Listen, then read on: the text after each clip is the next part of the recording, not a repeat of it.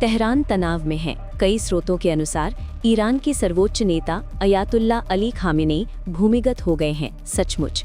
सरकार के करीबी अधिकारियों के अनुसार खामेनेई तेहरान में एक किलेबंद भूमिगत आश्रय में चले गए हैं, क्योंकि उनकी अपनी सुरक्षा प्रमुखों ने आकलन किया है कि अमेरिकी हमला अब सैद्धांतिक नहीं है, बल्कि किसी भी क्षण संभव है। इस सुविधा को युद्ध के समय जीवित रहने के लिए बनाए गए एक ठोस सुरंग परिसर के रूप में वर्णित किया गया है। पूर्ण नियंत्रण का प्रदर्शन करने वाले शासन के लिए ये कदम कहीं अधिक चिंताजनक संकेत देता है। शेष स्तर पर डर।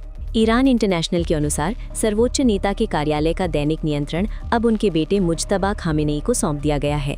वो कथित तौर पर नेता और ईरान की कार्यकारी शाखाओं के बीच मुख्य माध्यम के रूप में कार्य कर रहे हैं।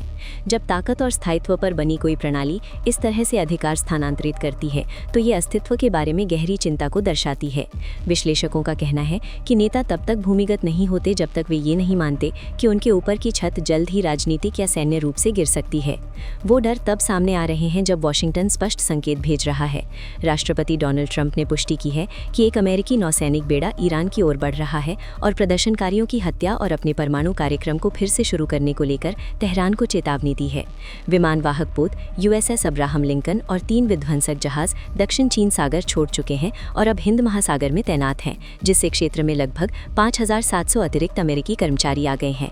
F-15E स्ट्राइक ईगल्स अब मध्य पूर्व में सक्रिय हैं, जबकि दर्जनों अमेरिकी सैन्य मालवाहक विमानों को अग्रिम ठिकानों की ओर जाते देखा गया है।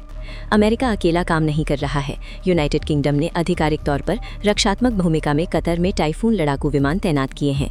पेट्रियट और थैड THAD सिस्टम सहित अमेरिकी मिसाइल रक्षा प्रणालियां पूरे क्षेत्र में हाई अलर्ट पर बनी हुई हैं। ये मुद्रा उस सैन्य जमावड़े को दर्शाती है जो ईरानी परमाणु केंद्रों पर पिछले साल के अमेरिकी हमलों से पहले हुआ था। अधिकारियों का कहना है कि ये कदम निवारक है, लेकिन निवारण अक्सर युद्ध की तैयारी के समान दिखता है। ये सब तब हो रहा है जब ईरान दिसंबर के अंत से दशकों में अपने सबसे गंभीर आंतरिक अशांति का सामना कर रहा है। आर्थिक पतन और मौलवी शासन के प्रति गुस्से से प्रेरित प्रदर्शनों ने पूरे देश को अपनी चपेट में ले लिया है। कार्यकर्ताओं का कहना है कि 5,000 से अधिक लोग मारे गए हैं और 27,000 से अधिक को हिरासत में लिया गया है। शासन ने सामूहिक गिरफ्तारियों, इंटरनेट ब्लैकआउट और त्वरित फांसी की धमकियों के साथ जवाब दिया है। ट्रंप ने खुले तौर पर खामेनेई के 37 साल के शासन को समाप्त करने का आह्वान किया है। ईरानियों से विरोध प्रदर्शन जारी रखने और संस्थानों पर कब्जा करने के लिए कहा है।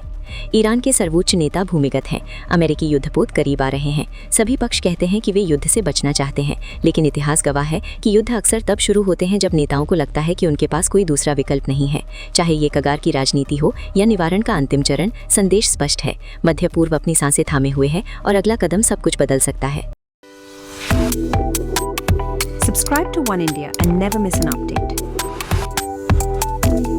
Download the One India app now.